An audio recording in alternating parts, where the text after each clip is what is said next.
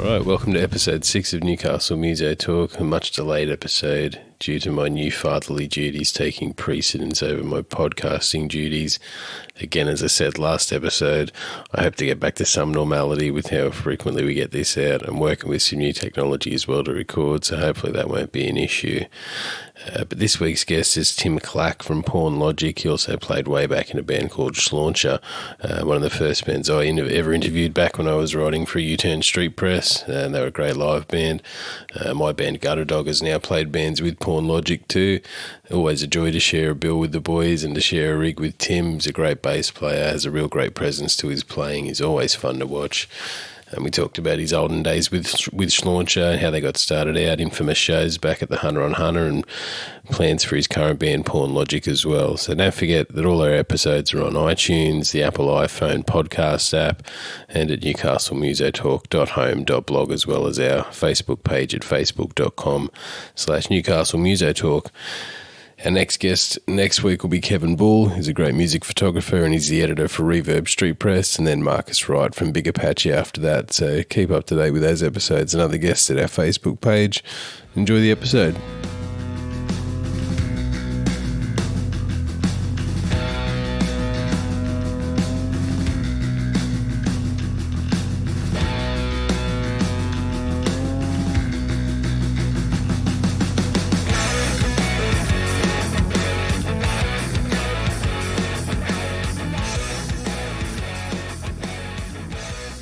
So we just do a general background first of all. You're a local boy. I am a local boy. Born and bred locally. Born and bred locally. Yeah, nice. Yeah. What's the sort of music that you were raised on as a kid? What your parents bring you up with? I know you're a big Midnight Oils fan. Yeah, I'm a massive Midnight Oil fan. But growing up was a bit of I'd say my dad was more of the music guy. Yep.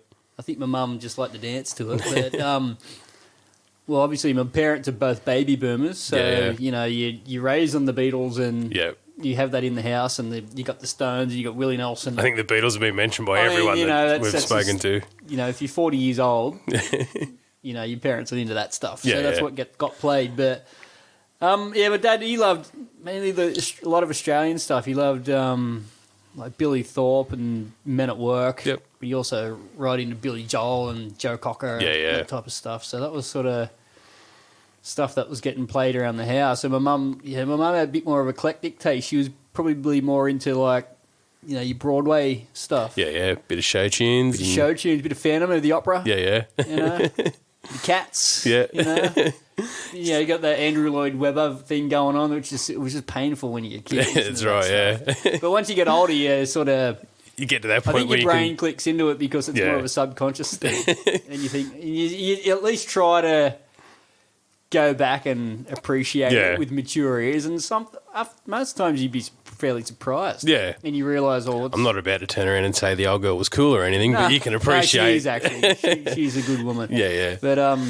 But you can appreciate that as you get a bit older. And you appreciate why, you know, stuff that you didn't like, whether you liked it or not, you appreciate why it's popular as well. Yeah. Like, you know, it's obviously if something sold 1 million or 20 million records, they're obviously doing something right. What do they say? It's about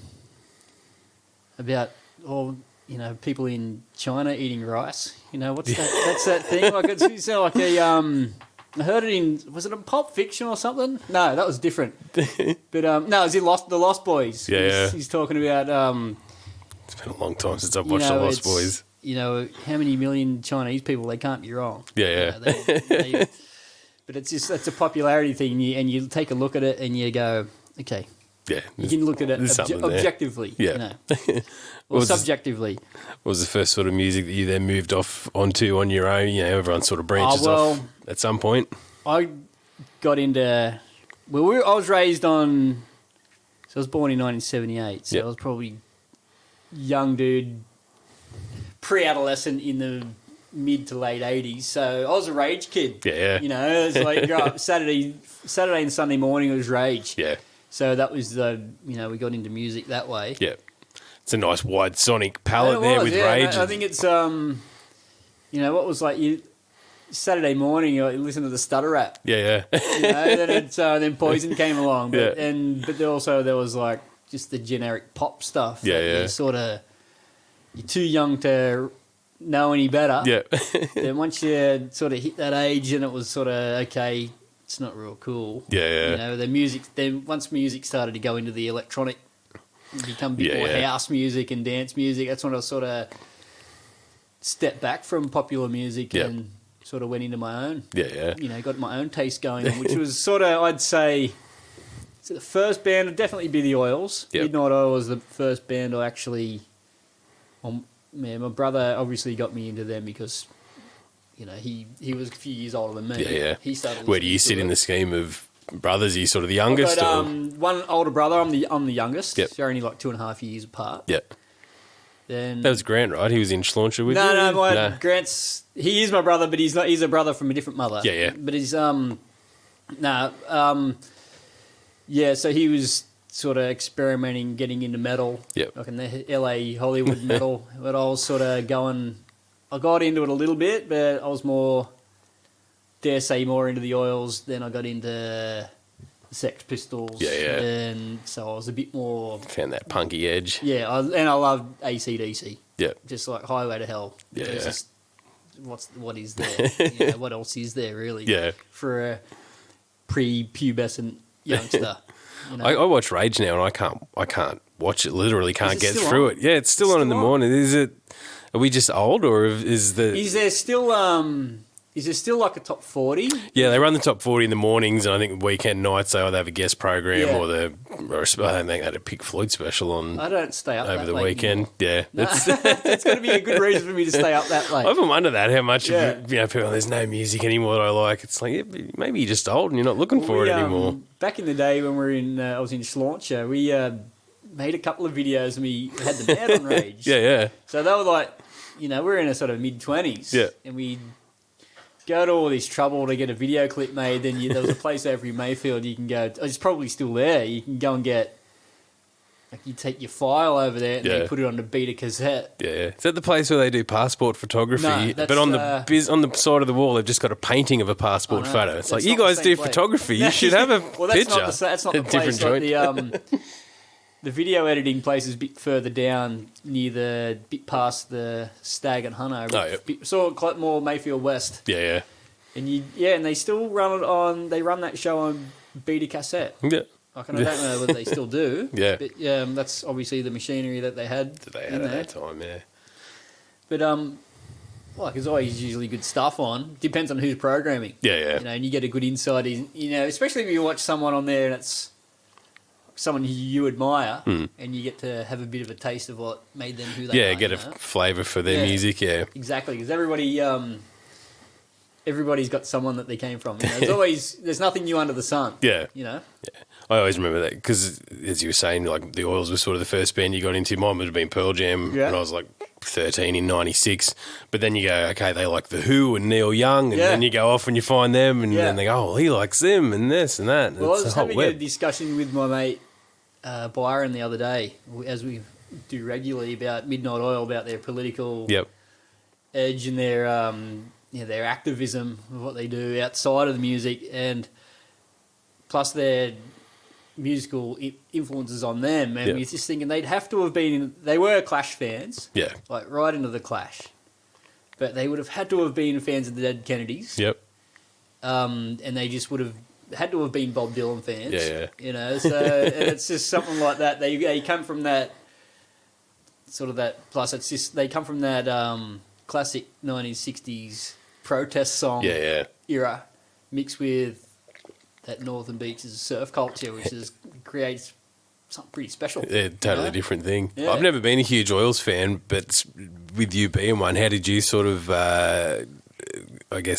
marry back that early vigour and anti-establishmentness with when Peter Garrett ends up going and joining the Labor Party and becoming a cog in the machine? Was it a bit disillusioning, or was it...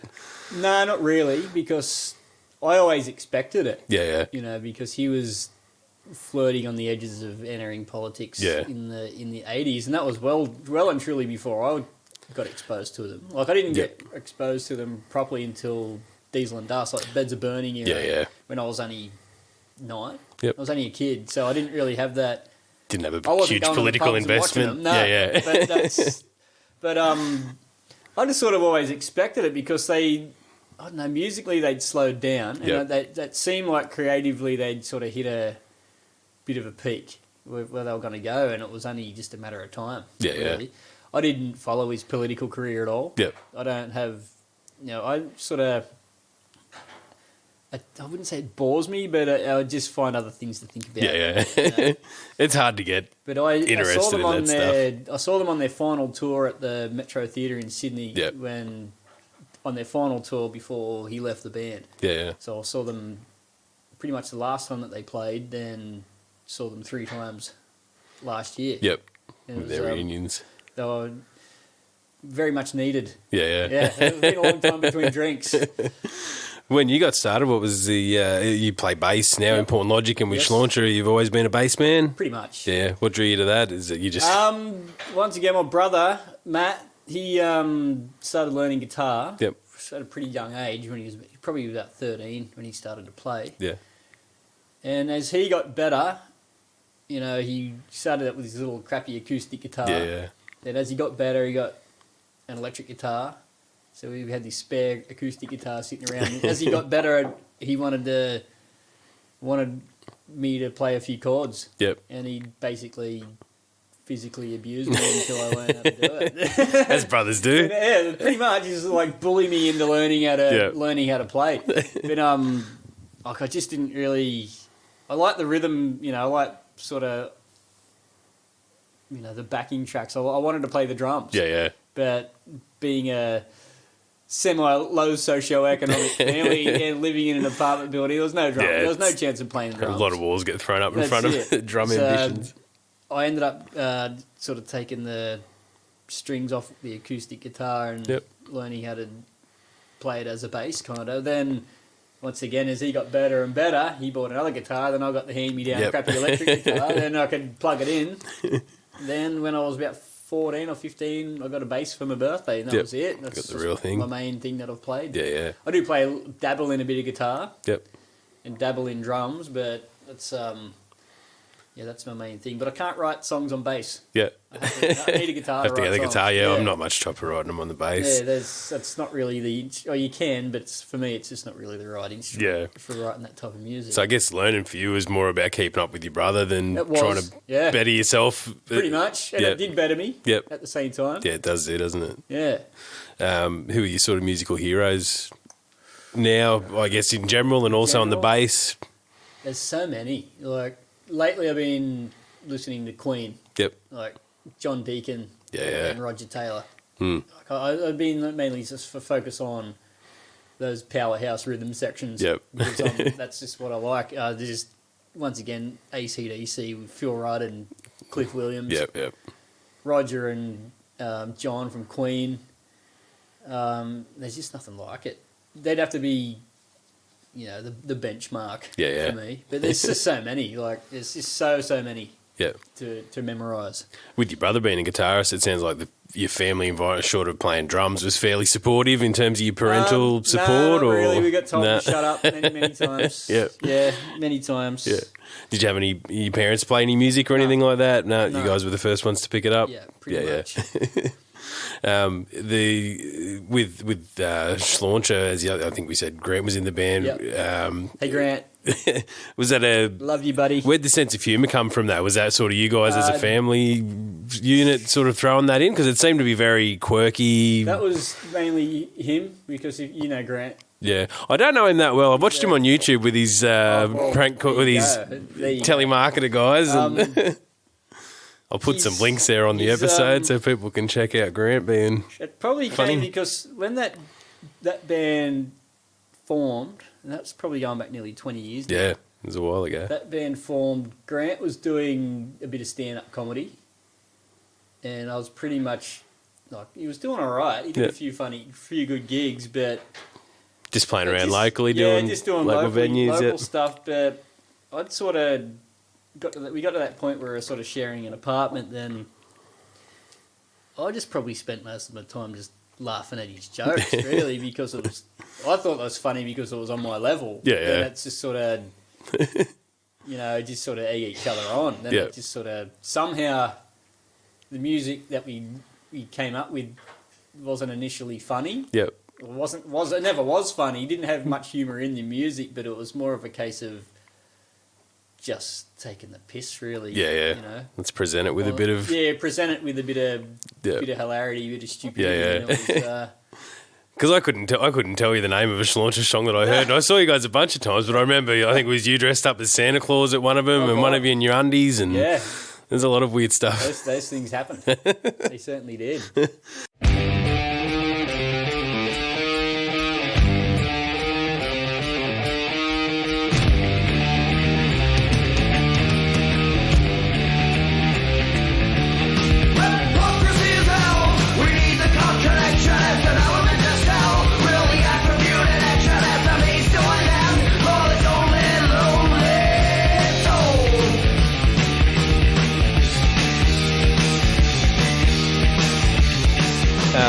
We'll go back to some other stuff now that we're on the Schlauncher. How did that all get up and running? Was it... We were in a band when we were teenagers called the G-Spots. Yep. And we're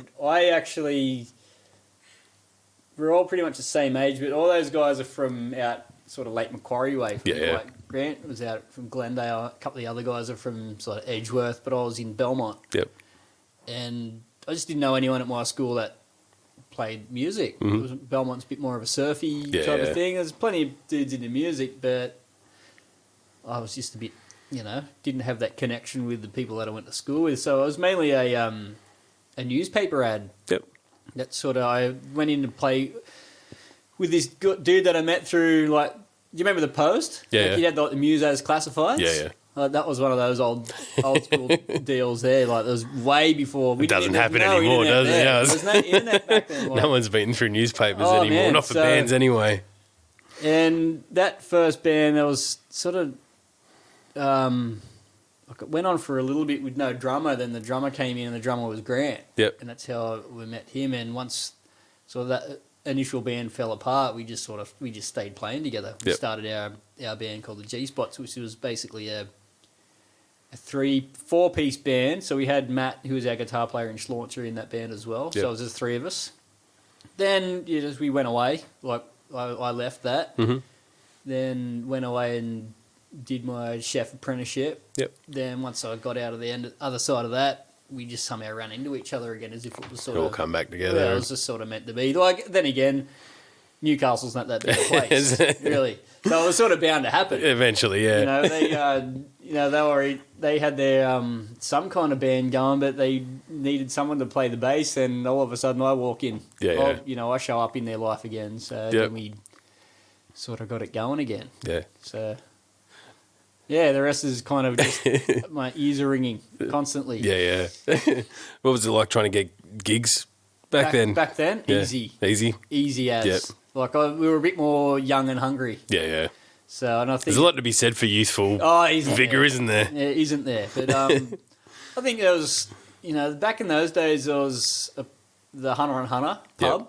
Yep. Yeah. Which is sadly missed. For those who are listening in and have only heard of this mythical place, it's where they're on the same side as where the new uni building is now. Yeah. That's pretty much where it was. Auckland Street and Hunter Street. Yeah. Became the Civic Hotel for a little while there after the Hunter and Hunter. I spent one shameful night it's there. Funny with pubs, isn't it? Because you can find the most derelict shithole pub. Yeah. Do it up, and within 6 months it'll be a derelict shithole pub back again. to it. Because eventually all the same old creepers are going to go back to just to see what it's like. And think, all right, well, it's the same distance walk from home. We're just going to keep right, yeah. Oh, I never forget the Hunter and Hunter, man. You just walk past and hear the noise coming from the inside. And it's beautiful how sticky the carpet was. I just remember the roof looked like it was going to fall in at any time. It did. Yeah. It did. Did you remember that? No, I remember seeing a fan that looked wonky, like it must have come down at some point and been shoved back up. But we were doing a show out there one night. We would have played there countless times at the back. Yeah. And I guess it's, looking back, it wasn't the best gig, but it was a good gig to hone your craft, You were never going to break big at the Hunter on Hunter. No, but you could have some fun. You could get your shit together there, and it didn't sound horrible in there. It was a fun gig. No, it was always in good, hindsight. yeah.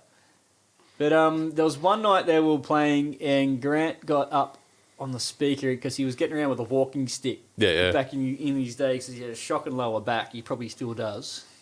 And so, and he was up on the speaker, like up on the PA, just whacking like punching the roof with a walking stick. It's like crack to the right beat of the song. Yeah. So he's hitting it, and he was just like hitting it hard with the rubber stopper. And we packed up we finished our gig, and we got out of there. And next day, Frank, who was the publican there, he's rang Grant, or he's rang someone, and he said the roof's fallen in. It collapsed, like the whole ceiling collapsed. Yeah. And luckily, like if there was a band on stage, someone would have been hurt pretty bad. So they had to shut the whole back part of the pub off, and for a few months there was gigs out in the front bar. They're having gigs out there, and that was sick. Yeah. That was great because it was like, like nobody could hide. Yeah. If you wanted to go to the Hunter on Hunter and drink, you had to sit and watch the band. Yeah. And we had some fun nights doing that. I remember seeing a band, Vesperax, play there. It was like a two-piece, and it was just guitar and drums, but I've never seen a room empty so fast. It was just like sheets of white noise that these guys were making with their drum and guitar, and I was like, where else are you going to go and see? Who else is going to put these two idiots on stage just to make noise and drive everyone out? Everybody needs a shot, don't That's they? right, Everybody man. needs a chance. And I don't know if there's there isn't really a venue around like that these days. There's not even a sort of spiritual successor to it where you've got that dingy atmosphere. You've got some old pubs, but I mean, like the Croat Club would sort of be the closest. Yeah, but you'd have to hire your own PA and everything. Yeah. Like, so that's a pain in the ass. Yep. And that's it's a financial pain in the ass because it's, if you're new, no one's going to come to your gig. Yeah. You might get a few of your mates, but it's probably not going to cover the. Cover and your they're probably going to want to get in for free anyway. Yeah. They don't want to pay to see you. They know you suck. Yeah. But I think it's there isn't really that place. Like the Hamilton Station's handy for it. Yep. And I think it just depends. It's all networking now. Yeah. You can be the shittiest band in the world. Yeah. But if you got a couple of mates who are in another band, In the right places, can bands, you just like put us on? And like that's just how it works these days, I think. Yeah. Not when in the old days you just ring Frank and say, "Look, can we play a gig there on whatever?" Then he goes, "Yeah, boys, put you on. Doesn't matter. You get door charge $2. Yeah, you put all that work and get $8 paid for it." But we found ourselves in the situation back then when he'd be ringing us. Yeah. Because no one wanted to play there. And I think at one stage our guitar player was living in Sydney, so we even played there within 4 hours notice. We just put paper bags on our heads and change our name and just go and just make a racket. Just show up. You need the band on stage. Yeah. Did you guys get any recording done with Schlauncher? Did you have EPs and all that sort of stuff? We had an EP that we did with actually a drummer, Nathan. Hey Nathan, if you're listening, he recorded our first, like I said, album length demo essentially, but it was pretty. Like he did an all right job considering we hadn't done a gig. Yeah. So I was thinking about maybe 10 songs on it. Yeah. So he recorded that in his shed out at Valentine. Yeah. Like on a be nice and rough and ready tape. Yeah. And it was rough. Yeah. But we had it done by the time we did our first ever gig. We had CDs to sell. Yep.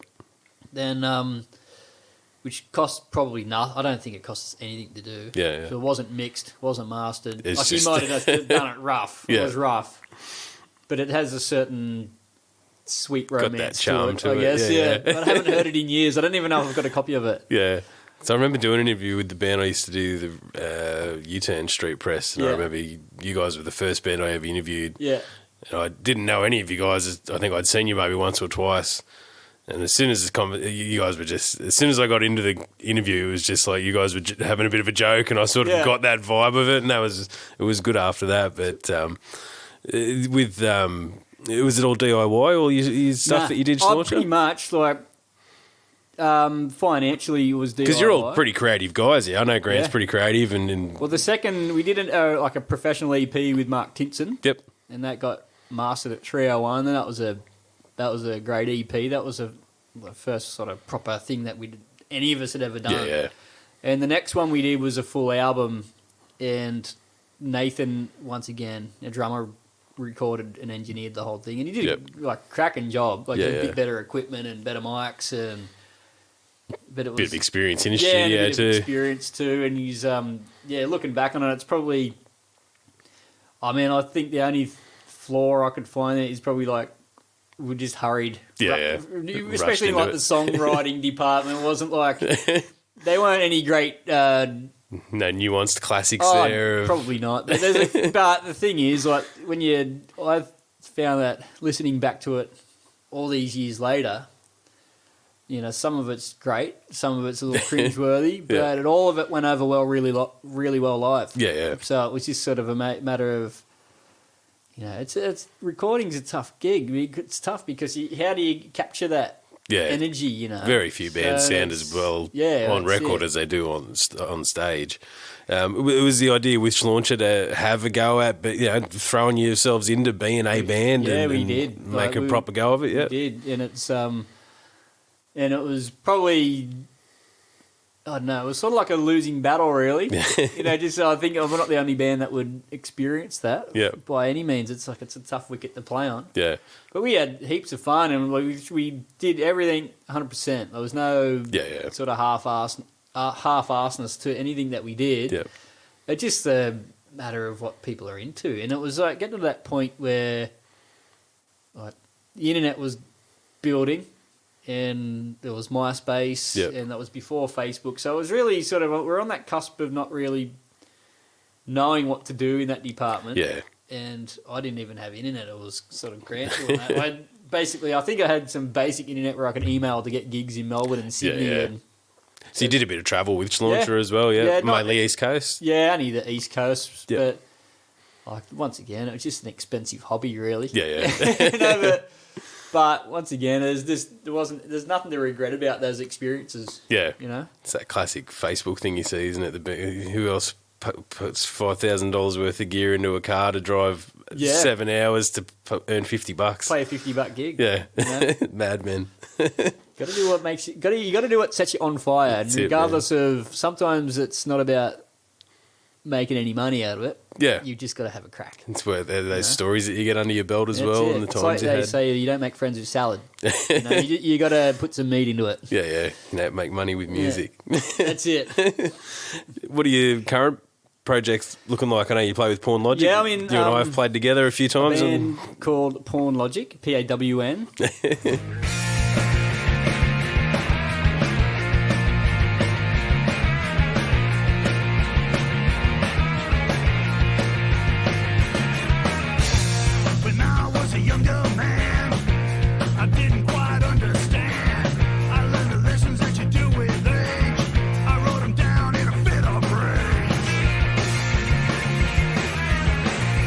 It was actually originally meant to be PORN, but I thought, instead of Humpy, our guitar player, might change that because we might end up playing an all ages gig or something. It was just a bit of a slight marketing thing, but we have played a few gigs together now. Yeah, we have. Yeah, so we've done a few. We played a gig the other night with. The Bin Lids with Jaden from my I actually sit there watching and I thought, these guys are good, but it's just, where do I know him from? And I realised he's in your band. Yeah, that's his niche there, I think, doing the Bin Lids. You can just write 3-chord punk songs and sing-alongs. And they've got a good crowd. Yeah. Have a good crowd. Yeah, they motivate guys. I don't know how he does it, but I think it's Jack, his bass player, I think, is a big part of it. I think he just knows everyone who's got money and time to go out on a weekend or a weeknight. Well, I think that's what it is these days, isn't it? Like, we played that gig and they had a great crowd. Yep. And the second band played, which I can't remember what they were called, but there's a few on the bill I hadn't heard of. Three. Before, I think a couple of bands pulled out, so it was a bit of a shuffle, constant shuffle. And by the time we played, we had nobody to play to. Like the crowd just dwindled. But you figure it's got to be to do with social networking, in the flesh, not so much on Not so much your online, Facebook invites. because Facebook is pretty useless. Yeah. Really. Yeah. It's good. Gives the idea that you've been seen by a lot of people, but really it's... And you have. Yeah. You have, but who's, you're clicking links and... Yeah. The same person seen 80 other things from their other friends on the feed there and gone, well... How do you get people out? How do you get people to a concert these days? Well, I think, like I was just sort of getting to, was you've got to be out there, and you've got to sort of be out making friends and shaking hands and making friends with the right and people. If you're not really if you're broke, you're not going out. B, if you don't like drinking or hanging out in the pubs, you're probably not going to go out. Yeah. And you don't do gigs in cafes, do you? Yeah. So you got to sort of be. I think that's just how it is. You've got to have some kind of social status. Yeah. I think, and if you know a lot of people, it's easy to get people to your gig. Yeah. Do you think music's lost its sort of cachet as a cultural thing with the shift to Netflix, entertainment on demand? To get people out of their house to actually go somewhere where they're going to have to pay money. I work with I'm in hospitality. I'm like the oldest person I work at my work. I'm older than my boss. And most of the girls I work with, they're between 20 and 24, and there's probably about 8 of them. They're all young'uns, and they're all great girls, and none of them know anything about music. Yeah. Like, they like what they like. Yeah. They've got their Spotify playlists. Yeah. But there's one of the girls in particular, she likes good music, like from the 70s and stuff, but wouldn't know a full album. She's like a song here and there, and it's like, okay, you should listen to that whole album. And she's like, why? I've picked the bits I like. You get sort of more of a context of what the whole band's about. Then it was like, nah, I don't have time. Yeah. But bring up Netflix, you can be talking for hours to anyone. Yeah. So I think there's just more options for people these days. There's more options for people to not leave their house. They've got the whole world is at their fingertips, which makes the world a much smaller place. Do you think it'll ever go back to, everything gets cyclical, but do you see a point where that's going to happen? People get back into going out and seeing bands? Well, people are. They already are going out. Yep. They won't ever stop. As long as there's people playing music and creating live music, there's always going to be an audience for it, but there's just that much of it. Yeah. It's like... You go down to the Stag and Hunter. Yep. That's awesome venue. They fill up. It doesn't matter. We played a show down there last November when with Porn Logic opening up for the Sex Pistols Nevermind the Bollocks tribute show. Yep. And that was an awesome night. There was this massive crowd in there, but you need some kind of draw. Yeah. I'm sure if we played there by ourselves, you might get a few people that are already just going to be there. Yeah. Because I know there's live music on, or if there's some kind of specific act that's going to be on, like that, like the Sex Pistols show, where you're going to, heaps of people love the Pistols. Yeah. So they're going to want to go out and party. And get into it. So we'll just, we played to a full room that night. Bit of icing on the cake for we sort of, and plus what we do is definitely heavily influenced by that. That definitely 3-chord well kind with of punk, that. so it sits well with it. Yeah. How different is it now doing gigs what are your biggest differences you can see between now to playing with Porn Logic to when you were doing stuff with Schlauncher? Is it more difficult to get gigs again? Nah, most of the times we have to turn gigs down. Yeah. Because it's an age demographic thing now where we're much older. Yep. And the other guys in the band are, dare I say, responsible adults with jobs and careers and families, and so there's much more emphasis on lifestyle balance. Yeah. So, we can't just throw down, and I've got career and job as well, and which is a priority. So the band essentially has to become a passion project. Yeah, and you really are past that point where you're like, I could make a living off being in a band. Truly. Yeah. Well and truly, yeah. I'm still highly creative. Yep. But it's... Is it a difficult pill to swallow that you... No, not really. No, you're happy with... No, I'm pretty happy with it. I've already been through that. Yep. Like, I went through that, I don't know, probably about 10 years ago when it was just sort of, okay, it's not going to happen. Yeah. But you can still have fun. Yep. You can still have fun with it and do whatever you want. But there was probably 10 years ago, I didn't even really want to play in a band at all because, A, my ears were ringing. And I was probably just too shell-shocked from it. Yeah. Because we did many, many shows with Schlauncher, and it was just like over a 7-year period. Just a non-stop running race sort of deal. It was like, shit, I have no life out. There was just no life outside of it. And then it got out, we pulled that apart, and I went back into chefing full-time, and I wouldn't have played in the band for years. Yeah. So it was a good, nice little jump back. What got you back into it? What was you just felt the urge again to go, or? Well, I never stopped playing. Yep. I was always sort of involved with something, little muck around project or something. But I've sort of boiled you down to 2 bands there with Schlauncher and Porn Logic. Yeah. There's a whole bunch in between there, is there? Or more projects not really. at home? It's or? Sort of, I've always played like in an AC/DC show with the guys out of Viagra. Yep. My brother was in that as well. Yep. Done other little projects with Grant as well from Schlauncher. Like Tall Jenny, I've been involved in that. Yep. But then it was just basically with Porn Logic. That's just sort of happened because Humpy, our guitar player, just messaged me. Because we used to play gigs with his band KL69. Yeah. And Schlauncher all the time. Had some hell of good nights with those guys. Yeah. So we had a bit of a history there. And he mentioned something about he had like 10 old songs that he wanted to get out of the closet basically and just do something with before, because it was just sort of, I think it might have been sort of weighing on him in some way that I got these songs here, but I just you can tell it was like such an artist. Maybe he's his inner artist saying, I need to get these songs out. I just need to get them off my chest. Yeah. So we did that. And that became pretty much the first Porn Logic record. Yep. Then we had a different drummer. Then he couldn't do it because of distance. And we got Alan, Alan Huffo, who's the loudest drummer to have ever played at the Hamilton Station Hotel. He's a sight to behold on the drums there, Al. He's like Neil Peart of Newcastle. He's Newcastle's Neil Peart, really. He's Newcastle's Ginger Baker, but he's actually a likeable guy. Yeah. He's a very friendly guy. Yeah. Very friendly guy, Al. He's the Rattle from Seattle, I like to call him now. He's got many nicknames.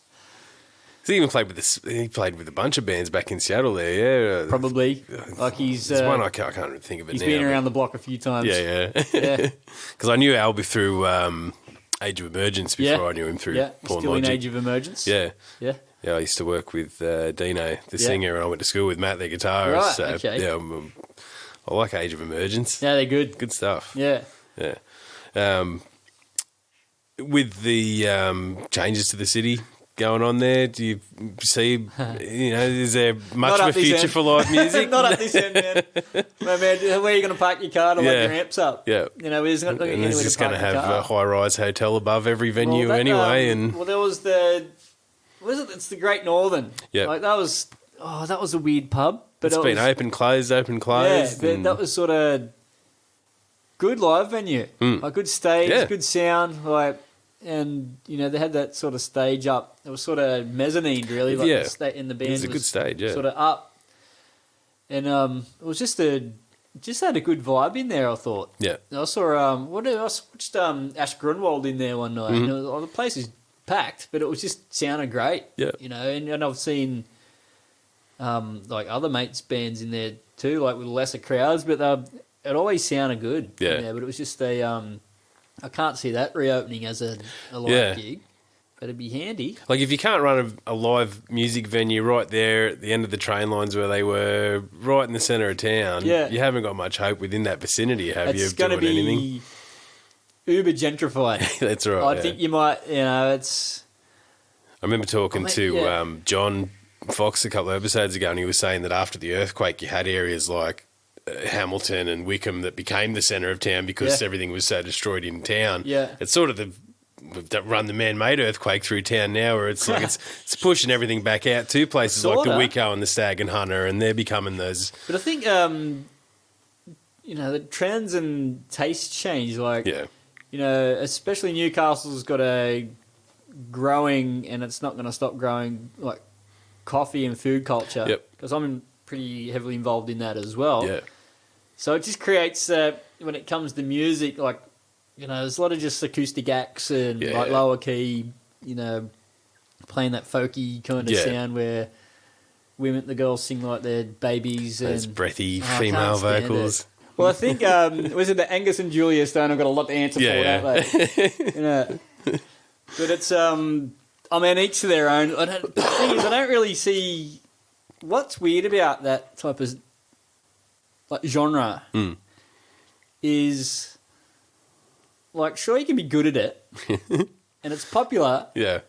But I don't see anyone kicking their doors down to go and kicking the doors down to go and watch it. Like, what happened to going out and rocking out? You know, like people just got soft, or you know. I think again, it's that whole cultural thing. It's just I don't know if it's just I'm old and I'm not going to the venues and bands that are younger and it's still doing How old that. Are you? I'm 35. 35. So, I'm 39. So we're pretty much old. We're over the hill as far as I finished working one night at the Wicco Park. I was doing sound there, and up the street at a place called Softies, they had a band. Softies? Yeah. I think it's the old pharmacy there at Islington. It used to be the Islington Pharmacy, and they took that over and had bands in there. Oh, yeah. And they have an outdoor area there. Right. And I finished at the Wicco, and I went up just to check it out. I must have been the oldest person in there by 20 years, but the place was packed. Like, you know, there was heaps of people there. Was on? What was the band I said? The Treehouse Treehouse Children. They were good. They weren't rocking. So they were not a punk or a rock band. Yeah. You know, they were a rock band in the sense they had rock, you know, guitar and drums and bass, but they had horns and stuff as well. So, I mean, it was really cool. But yeah, I was the oldest person. Isn't it every sort of band's dream? Like, especially like punk rockers, to have a horn section in the band. Like, I'd still want one. Yeah. I want a horn section to follow me around every day. You know, I just want to give you a daily soundtrack. I can pretend I'm Huey Lewis or something like that. That's saying, how old am I? Yeah. I love Huey. I like Huey. He reminds me of that time where dorks could be rock stars, like Robert Palmer and Huey Lewis. And well, Robert Palmer was no dork. Well, he dressed very dapperly, and it wasn't like he was a coke snort motherfucker. Robert Palmer. Yeah. Oh man, he's just dressed up. He was actually he was a musical genius. That guy. I think his image sells him short. You know, everyone goes, "Oh, he's a bit." But that was manufactured. Yeah. Like, I did a bit of research into old Robert, and he was his original band was. Have you ever heard of Little Feat, like Lyle George? Yeah. Like, he comes from that sort of era with like the Zapper, and so he's real sort of avant-garde and artistic. It wasn't till sort of later where he was sort of managed and sort of pushed into that sort of commercial. Commercial sort of realm, but even those songs are pretty cool. Yeah. Who's the best band you've seen locally that's playing now? Locally? Who's the best local band? Porn Logic. God, like, we haven't really played with many local bands. We've Pure Envy, great band. They are great, aren't they? Yeah. I'd like to get one of the boys on from Pure Envy. Who else? Like, most of the bands we've been playing with lately, sort of from Melbourne and Sydney, so we're sort of networking a bit. Yeah. There was this. Is that with an eye to get Porn Logic up and down the East Coast? Yeah, well, it is. Yeah. I think we're planning on something for November to go down to Melbourne, have a run around. But the grounds are great. But once again, I'm just not getting out. It's hard to get out, isn't it? You know what the big problem is? I just can't remember any of the band names. Yeah. You know, you guys are great. I put you on the spot. I should have given you a bit of notice. But I enjoyed watching Bin Lids the other night. That was cool. Yeah. But once again, it's just like, it's just such a new. It's once again, it's new again for me. Yeah. You know, so as I was saying earlier, you've got to sort of be getting out there and familiarising yourself with what's going on. Yeah. And I'm just not getting the time to. You know, it's tough. It's a lifestyle choice. Yeah. You know?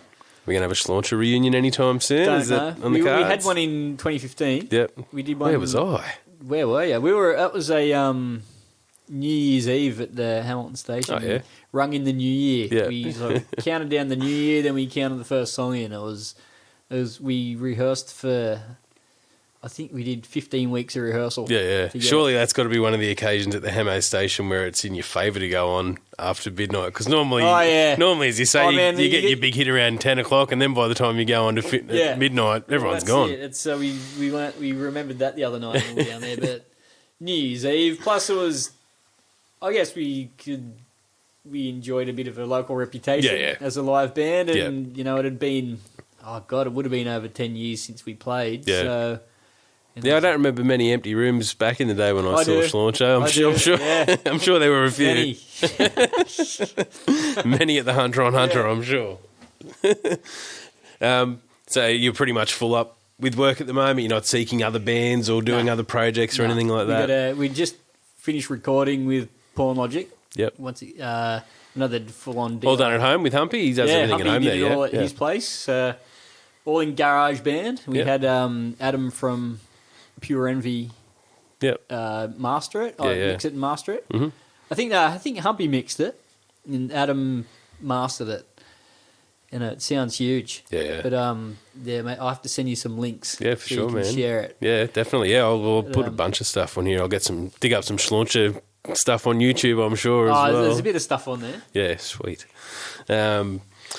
How important is it to do new product as a musician? You put a couple of months into doing an EP, and then you got 5 tracks, and it's just part of it, really. So you say that it's important, but it's just part of it, really. You gotta, if you're staying together as a band, or you gotta write new stuff. It just happens. It's important because you need to stay creative. Yep. And there's just no point what are you going to do? Spend the next 2 or 3 years just playing the same set. Yeah. So you do it for your own sort of good mental health, really. I find it frustrating, man. Like, we did the 4-track EP. We've got like 20 songs written, but then to try and get everyone together with the money in a studio to record all that stuff and have it done for prosperity, it's just frustrating. Very frustrating. Have you ever done a project that's very Tim? Like, is there a project that's very much you, or do you have like a solo project in the works in the future? Or not musically? No. It's I'm in the middle of one at the moment with food, doing like a food blog on Instagram. Yep. And that's mainly my main personal solo. Plug your restaurant, places you work at, Bolton Street Pantry. Yeah, Bolton Street Pantry at the moment. But and my Instagram is chef_Timothy Stephen, and I've basically gone some through good looking food on there. A bit of a lifestyle changer. I've gone into the vegan thing, and I've cut out all meat and dairy, and it just exploded this creativity. So I just really enjoyed cooking at home. How'd you find that? Was it a... Well, I sort of weaned myself off meat a year or so ago. Yep. But I think it cemented it in because I ate a steak at a local pub and I got food poisoning from it. And I thought, that's it. That's it. I'm done. I'm done with this stuff. And the changes that's happened, like physically within me, it's just phenomenal. Like just the level of health and the clarity of mind. It's people frown upon it, but I was going to say, you're living up to until you try. You're living up to the cliches, aren't you? And telling everybody, how do you know someone's a vegan? Don't worry, they'll tell you. Is that the old joke? Well, especially if they're a chef, of course they're going to tell you. Goes with the territory. Yeah, that's it. I see lots of good looking stuff on you. You seem partial to tacos, man. I'm a taco aficionado. I'll throw this in there. They've got the Mexican joint over there at Union Street or Steel Street, is it now, next to the brothel? Oh, yeah. They should have... I don't know why no one at the brothel has come out yet and put out a sign that says our tacos are better than theirs. Oh, yeah. I think there's an opening for their... Like a drum or a cymbal I can hit. Someone's got to... Someone had to go there. I'll edit that one out. I won't even include that. How long do you plan to keep playing? Basically, just until you... Probably till I die. Yeah. You'll always be... Yeah, I'm sure I'll be plunking away in some way or another. Yeah. It's just... it's just what I do. Do you write much songs? Porn Logic's everyone writing? It started as Humpy, but now everyone's into it? Or Alan doesn't write. Yep. Well, not that we know of. He hasn't. And he's as a drummer, he's great because he'll sort of Humpy and I will write most of the stuff. Yep. And it's easy to write, like, get the ideas down without Alan there because we can just sort of put the structure in, and I'll just jump on the drums and tap out a real basic idea. Rudimentary. Then it goes to, we'll put it in the Dropbox, and it gives Al a bit of an idea of sort of where we're going with it, but he'll just sort of turn it on its head and, turn it into something that can swing better and give it, heaps. God, he can swing. He can swing. And he's probably the best drummer I ever play with. Yeah. Hands down. Yeah. But he definitely gives the songs a bit more colour. Yeah. But it's mainly just Humpy and I writing, doing the writing. Yeah. Yeah, cool. Any particular themes that you come back to, or a concept album at some point you might come to? Or? Funny you should mention that. A concept album. Yeah. Humpy, check this out. He's asked if there's a concept album. Well, did you see my Facebook post the other day about that meth head that dropped the ring? I did, yeah. Well, it sparked something, hasn't it? I mentioned that to Humpy, and he's just gone ahead and said, that's it. That's the theme of our next album. A rock opera with a meth head. And... Well, it's going to be like, from what I can gather, it's going to be some kind of... Because he dropped his ring, so he's gone into this whole story about... he's like travelling to Mount Sugarloaf to destroy the ring, and, he can't put the ring on, otherwise you'll end up with his special meth powers, and...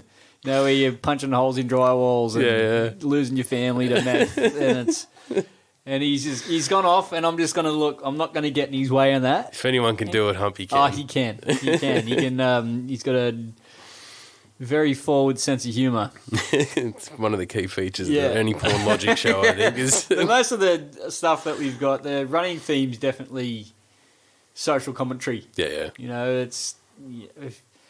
Writing about stuff that you see on a day-to-day basis. We don't really go into personal stuff. It's not much fun to sing about because we sort of sell the band as middle-aged garage rock from the suburbs. Yeah. So he's written a lot of songs about not wanting to get up to go to work in the morning. Living in a dry suburb. In a dry suburb. Yeah. So that's like genius to me. Yeah. Like you're writing a song about Macquarie Hills. Yeah. It's where it's no pubs. No pub, no bowling club. No, not even a bottler. You can't get a drink there. It's dry. Town planner should be fired for that one. Well, the Hill song's probably got something to do with it. Killer. I think that's about it, man. I think we've covered off everything there. So wicked. Cool. Thanks for being a part of it, man. No problem. Thanks for having me. No trouble. We should have to do this again sometime. We shall. I'm sure we can squeeze a part 2 out of it. I like to talk.